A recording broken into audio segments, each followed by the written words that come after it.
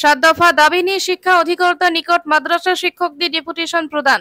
Tripura SBEMA মাদ্রাসা teachers association রাজ্য কমিটির উদ্যোগে 7 দফা দাবি নিয়ে শিক্ষা দপ্তরের অধিকর্তার নিকট ডেপুটেশন প্রদান।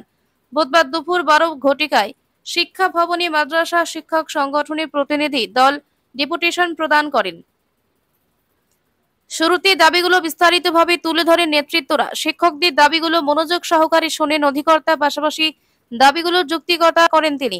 দাবিগুলো যথাক্রমে 31/12/2009 ইংরেজি মাদ্রাসা অ্যাডভাইজারি কমিটির সিদ্ধান্ত মর্মে সমস্ত শিক্ষক শিক্ষিকাদের নিয়মিত করুণ করা, 129টি SBEMA মাদ্রাসাকে গ্রান্ট ইন এইড এর অন্তর্ভুক্ত করা, সমকাজী সমবেতন প্রদান করা, 2.25 এবং 2.57 প্রদান করা, মাদ্রাসাগুলোর সার্বিক উন্নয়নে উদ্যোগ গ্রহণ করা, ছাত্রছাত্রীদের খেলাধুলার জন্য খেলার সামগ্রী এবং ড্রেস গ্রান্ট প্রদান করা, 32 জন শিক্ষকদের বেতন ভাতা আপগ্রেড করা।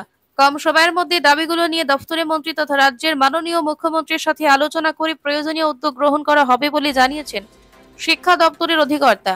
তবে এই ডেপুটেশনের মাধ্যমে মাদ্রাসা শিক্ষকদের বিভিন্ন জ্বলন্ত সমস্যার সমাধান হবে বলে আশাবাদী শিক্ষক মহল।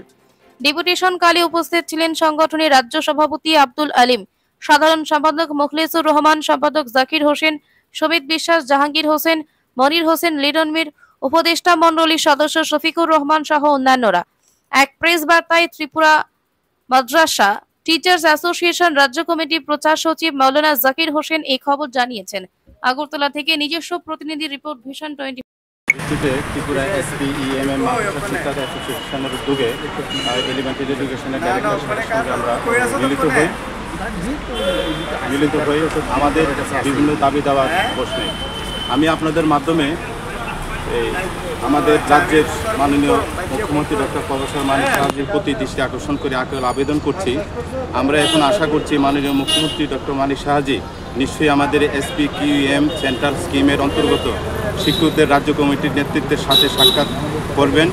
এখানে কোয়ালিটি সম্পূর্ণ শিক্ষকরা শিক্ষাদান করার দায়িত্ব নিয়োজিত আছেন, যেমন শিক্ষক জোসেফ শর্মা MSc ফিজিক্স, শিক্ষক সুবিকাশ দেবনাথ, সন্ধ্যারানী দে, নয়ন শাহ ইত্যাদি টিচাররা আমাদের পাশাপাশি এই মাদ্রাসায় তারা শিক্ষকতা করছে।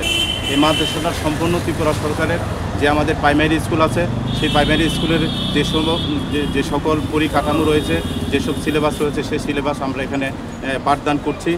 তো সেখানে দেশের জনপ্রিয় প্রধানমন্ত্রীজি বলেছিলেন সবকা সাথ সবকা বিকাশ, সবকা প্রয়াস, সবকা বিশ্বাস। প্রয়াত প্রধানমন্ত্রী অটল বিহারী বাজপেয়ীজি উনি মাইনরিটি অধ্যুষিত এলাকা ব্যাকওয়ার্ড সাইডে যেখানে শিক্ষার অভাব, সেখানে এই স্কিমটা চালু করেছিলেন 1996-এ। তো ত্রিপুরা রাজ্যে আমাদের টোটাল 129টা মাদ্রাসা রয়েছে, আগরতলা শহর রয়েছে 18টা মাদ্রাসা। সেখানে যথেষ্ট পরিমাণ টিচার রয়েছে, ইনফ্রাস্ট্রাকচারের অভাব, শিক্ষকের অভাব। কিন্তু আমরা এখানে এই রাজ্যের ছেলে মেয়েদের পড়াই, এই রাজ্যে আমরা সন্তান, কিন্তু আমাদের যে স্বল্প বেতন, গ্রাজুয়েট টিচাররা 21,000 আর পোস্ট গ্রাজুয়েট 27,000 টাকা, এই দ্রব্যমূল্যের বাজারে আমরা এই স্যালারি দিয়ে আমাদের ছেলে মেয়েদের জীবন জীবিকার প্রশ্নচিহ্নের মুখে হয়ে দাঁড়িয়েছে। আমাদের যে টিচাররা এখানে শিক্ষাদান করছে, সম্পূর্ণ সব টিচারদের মধ্যে MSc, BSc, M.Com, B.Com এবং নেট কোয়ালিফাইড PhD হোল্ডার এইসব টিচাররা রয়েছে। কোয়ালিটি এডুকেশন আমরা এখানে দিচ্ছি। আমরা আপনাদের মাধ্যমে রাজ্য সরকারের কাছে আবেদন করছি যে মুখ্যমন্ত্রী যাতে আমাদের এই সংগঠনের প্রতিনিধির সঙ্গে কথা বলার একটা সুযোগ করে দেন, বা আমরা যাতে মনের কথাগুলি মুখ্যমন্ত্রীজির কাছে আমরা বলতে পারি। আপনাদের মাধ্যমে আমরা এই আবেদনটুকু রাখছি।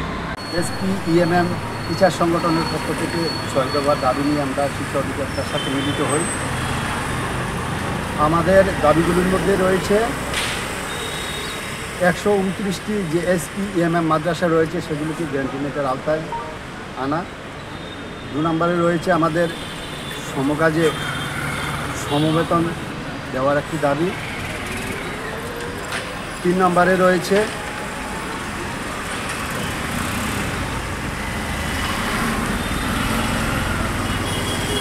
যে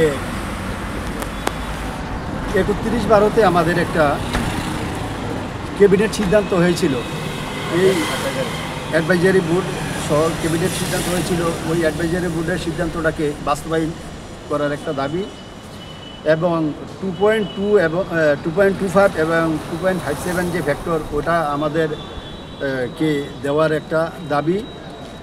আর আমাদের শিক্ষকদের মধ্যে 32 জন শিক্ষক রয়েছে যারা আপগ্রেডেশন করেছে, যারা গ্র্যাজুয়েশন থেকে ফুল গ্র্যাজুয়েট হয়েছে, তাদের আপগ্রেডেশন গভর্নমেন্ট তরফ থেকে যাতে ইমিডিয়েট ঘোষণা করা হয় সেই দাবিগুলি হ্যাঁ।